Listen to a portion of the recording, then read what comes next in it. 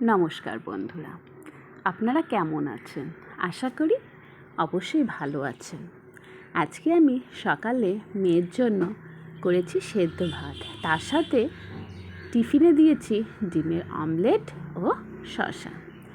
মেয়ে ডিমটা খেতে একটু ভালোবাসে এবং স্বাস্থ্যের জন্য ভীষণ উপকারী। আবার আমাকে এটাও মাথায় রাখতে হয়, ওকে স্কুলে শর্ট টাইমে টিফিন শেষ করতে হবে, তাই ওকে এমন টিফিন দিতে হয় যেটা অল্প সময়ের মধ্যে স্কুলে শেষ করতে পারে। সেই জন্যে এই টিফিন করা। আবার সকালেও যেহেতু ভাত খেয়ে যায়, সেই জন্য টিফিনটাও একটু হালকা দিই।